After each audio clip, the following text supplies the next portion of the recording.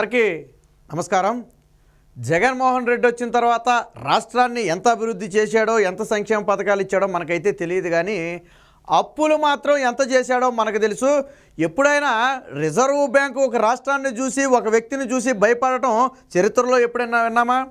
ఒక రాష్ట్రం వస్తుంది అంటే ఆర్బీఐ తలుపులు మూసేయటం మనం ఎప్పుడైనా చూసామా? ఒక రాష్ట్రం వస్తుందంటే ఎస్బీఐ ముఖం చాటేయటం ఎక్కడైనా చూసామా? స్టాక్ ఎక్స్చేంజ్లో ఒక రాష్ట్రం పేరు చెప్పినా, ఆ రాష్ట్రానికి చెందిన షేర్ల పేర్లు చెప్పినా కానీ భయపడే పరిస్థితి మనం ఎక్కడైనా చూసామా అంటే గతంలో ఎప్పుడూ దీని గురించి పెద్దగా వినలేదు.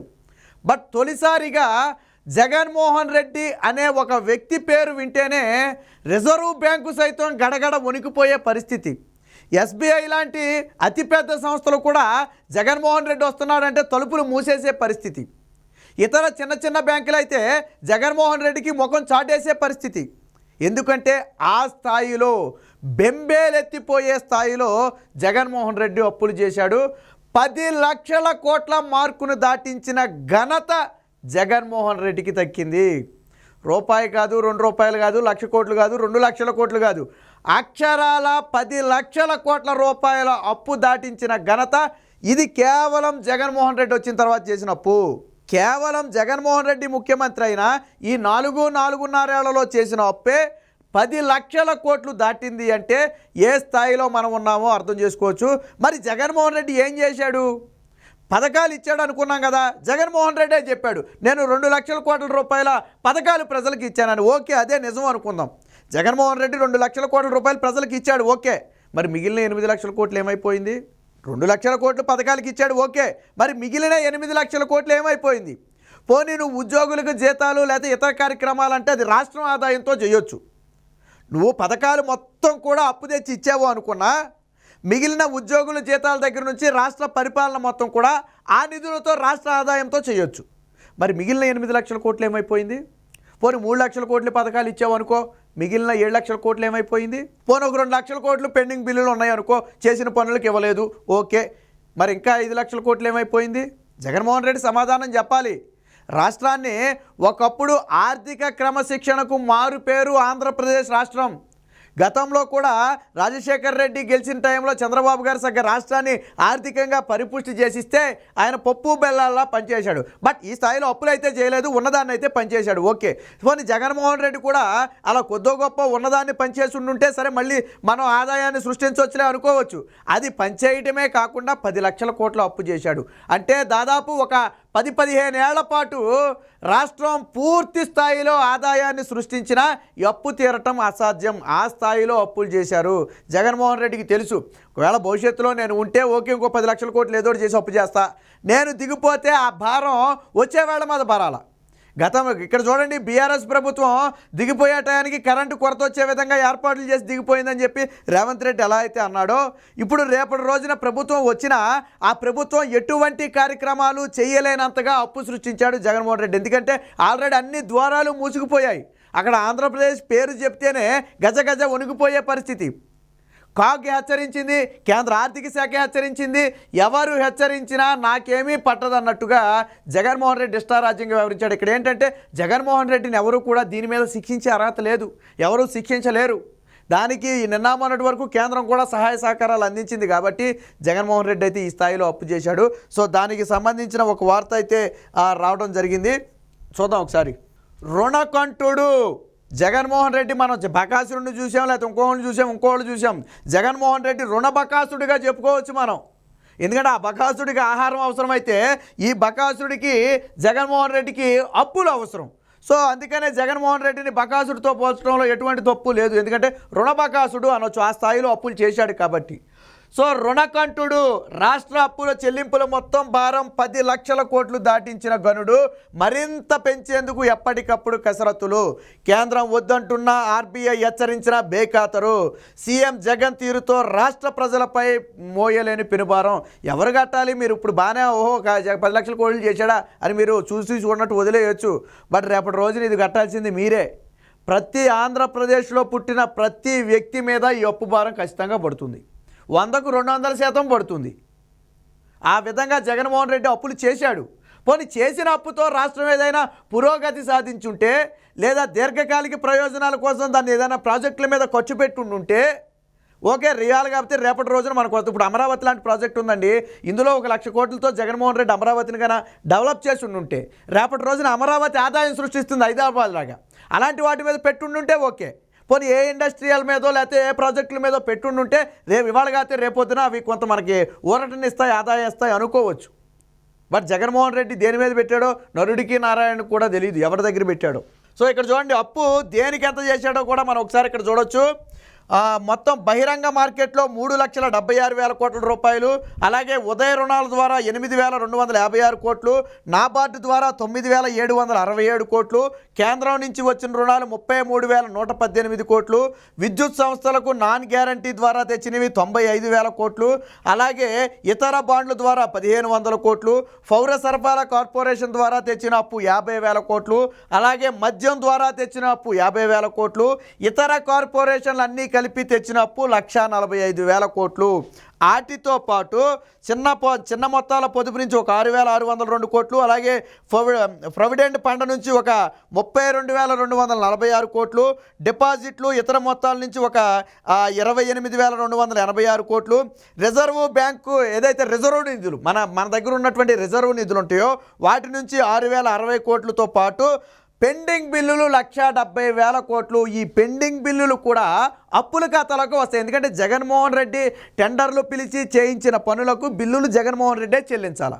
వాస్తవానికి ఆ ప్రాజెక్టులో ఆ బడ్జెట్లో పెట్టిన తర్వాతే మనం ఆ టెండర్లన్నీ కూడా పిలుస్తాం. బట్ జగన్మోహన్ రెడ్డి ఇక్కడ పెండింగ్ బిల్లులు 1,70,000 కోట్ల రూపాయలు పెట్టాడు. ఇవన్నీ కూడా వెరసి ఇప్పుడు ఆంధ్రప్రదేశ్ మొత్తం అప్పు ఎంతో తెలుసా? అక్షరాల 10,11,837 కోట్ల రూపాయలు అక్షరాల ఇప్పుడు రాష్ట్ర అప్పు. జగన్మోహన్ రెడ్డి ముసిముసి నవ్వులు నవ్వుతూనే చేసిన మొత్తం అప్పు ఎంత నాకు తెలిసి దేశంలో అన్ని రాష్ట్రాలు కలిసి చేసిన అప్పు జగన్మోహన్ రెడ్డి ఒక్కడే ఆంధ్రప్రదేశ్లో చేసినట్టుగా ఉన్నాడు. ఈ స్థాయిలో ఏ రోజు పేపర్ చూసినా 1,000 కోట్ల అప్పు, 500 కోట్ల అప్పు, 1,000 కోట్ల అప్పు, 500 కోట్ల అప్పు, 4,000 కోట్ల అప్పు, 3,000 కోట్ల అప్పు, రోజు ఇవే కదా వార్తలు. ఏ రోజు చూడు అప్పే. మళ్ళీ అసెంబ్లీలో ఏం చెప్పాడు? కరోనా సమయంలో ఆర్థికంగా పరిపుష్టిగా ఉన్నాం, ఏదైనా కష్టం నష్టం ఉంటే చంద్రబాబుకు ఉండాలి తప్ప రాష్ట్ర ఆర్థిక వ్యవస్థకి నష్టమే లేదంట. నిజంగానే లేదు నాయన. 10 లక్షల కోట్లు సమర్థవంతంగా అప్పు చేసావంటే అది మామూలు విషయం కాదు, సామాన్యుడికి అయ్యే విషయం అంతకంటే కాదు. ఏ రాష్ట్ర ప్రభుత్వానికైనా కొన్ని పరిమితులు ఉంటాయి. మరి జగన్మోహన్ రెడ్డికి ఎలాగ ఇచ్చారు అది కూడా అర్థమై సావట్లా. అంటే ఎందుకు ఇచ్చారంటే దానికి రీజన్ ఉందిలే. కంటికి కనపడిన ప్రతిదీ తాకట్టు పెట్టి, మద్యాన్ని తాకట్టు పెట్టి, లేకపోతే ఇంకేం తాకట్టు పెట్టాడు, పౌర సరఫరాల కార్పొరేషన్ తాకట్టు పెట్టి, ఇతర కార్పొరేషన్లు అన్నిటి ద్వారా రకరకాల రూపంలో జగన్మోహన్ రెడ్డి సేకరించాడు. ఇవన్నీ కూడా ఏంటంటే కిట్ ప్రోకో తెలివితేటలు. గతంలో 43,000 కోట్ల రూపాయలు దోచుకున్న నాటి తెలివితేటలను ఈరోజు ప్రభుత్వం పెట్టి అప్పు తీసుకున్నాడు. ఈ భారం మొత్తం కూడా మీ మీద నా మీదే జగన్మోహన్ రెడ్డి వేశాడు. పెను భారంగా మారుతుంది. భవిష్యత్తులో ఆంధ్రప్రదేశ్ పేరు చెబితే అప్పు పుట్టే పరిస్థితి లేదు. గతంలో అమరావతి లాంటి ప్రాజెక్టులకు బ్యాంకులు స్వయంగా నిధులు ఇచ్చాయి.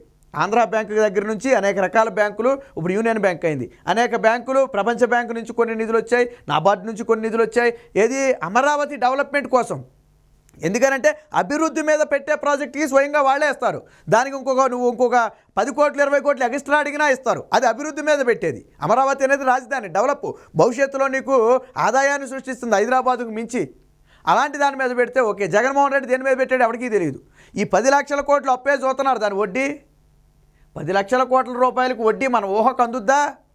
మనం ఊహించగలమా ఎంత వడ్డీ అవుద్దో? ఆ స్థాయిలో జగన్మోహన్ రెడ్డి ఈరోజు అప్పులు చేసి రుణ బకాసురుడిగా మారాడు, లేదా అప్పుల బకాసురుడిగా మారారు. మన రాష్ట్రం పేరు చెప్తే ఇదేం రాష్ట్రం అని చెప్పి అందరూ నవ్వుకునే పరిస్థితి. చూడండి, ఇక్కడ వారిని చూసి రిజర్వ్ బ్యాంకే భయపడింది. కేంద్ర ఆర్థిక శాఖ హెచ్చరించింది. ఎస్బీఐ తలుపులు మూసేసింది. స్టాక్ ఎక్స్చేంజ్ మదుపరులను ట్రేడింగ్లో అప్రమత్తం చేసింది. ఇంతకు దేశంలోని ఆర్థిక దిగ్గజాలందరినీ కూడా ఇంతలా భయపెట్టింది ఎవరబ్బా అనుకుంటున్నారా?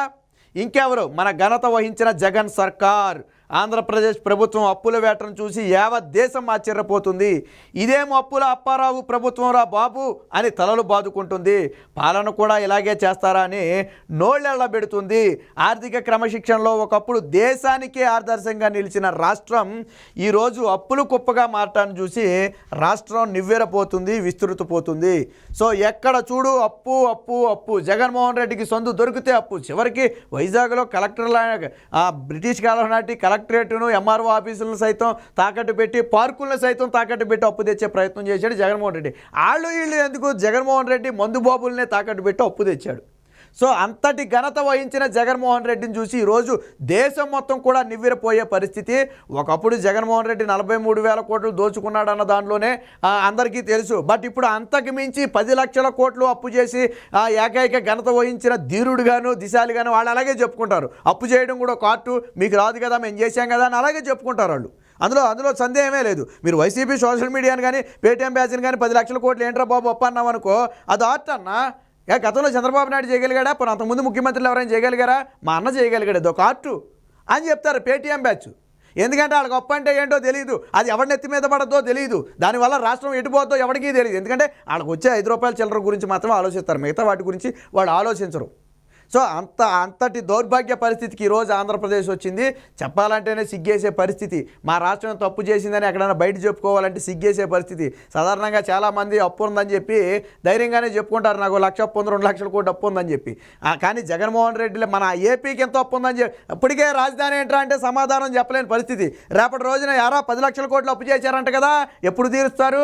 నువ్వు తీరుస్తావా? అడుగుతారు, ఎగతాళి చేస్తారు. పక్క రాష్ట్రంలో మనల్ని ఎగతాళి చేస్తారు, రాజధాని లేదని. ఇప్పుడు ఎగతాళి చేయట్లా. సో ఈ విధంగా జగన్మోహన్ రెడ్డి రాష్ట్రాన్ని సర్వనాశనం చేశాడు. ఇంకొక 20-25 ఏళ్ల పాటు తేరుకోలేని విధంగా. గతంలో చంద్రబాబు గారు చెప్పింది కరెక్టే, 20-25 ఏళ్ల పాటు వెనక్కి వెళ్ళిపోయాం. ఇప్పుడు ముందుకెళ్ళినా కానీ వెనక్కే ఉంటాం. ఎందుకంటే ఈ అప్పు అంతా తీర్చేది ఎప్పుడు? రాష్ట్రాన్ని అభివృద్ధి చేసుకునేది ఎప్పుడు? ఈ అప్పు తీర్చేది ఎప్పుడు? దానికి వడ్డీలు కట్టేది ఎప్పుడు? జగన్మోహన్ రెడ్డిది ఏం పోయింది? ఓట్లు వేస్తే వెళ్ళి మళ్ళీ ముఖ్యమంత్రి పదవిలో కూర్చుంటాడు, లేకపోతే వెళ్ళి ఇంట్లో కూర్చుంటాడు, లేకపోతే జైల్లో కూర్చుంటాడు బెయిల్ రద్దు అయితే. ఆయనదేం పోదో, ఆల్రెడీ ఆయన సక్కబెట్టుకోవాల్సినవన్నీ సక్కబెట్టేసుకున్నాడు. ఆయనకేం పోదో. ఇప్పుడు ఊడేది ప్రజలకే, రాష్ట్ర ప్రజలకే ఊడద్ది, నెత్తి మీద బొచ్చు ఊడద్ది ఈ మొత్తం కట్టేటప్పటికి. మళ్ళీ ఏదైనా ధరలు పెరిగినాయి అంటే ఎందుకు పెరిగినాయి అంటాం రేపటి రోజున. అప్పులు ఎలా తెచ్చాలా? ఏది ఏమైనా జగన్మోహన్ రెడ్డి వచ్చిన తర్వాత రాష్ట్రాన్ని పూర్తిగా అప్పులు పాలు చేశాడు. దేశంలోనే తలెత్తుకోలేని విధంగా చేశాడు.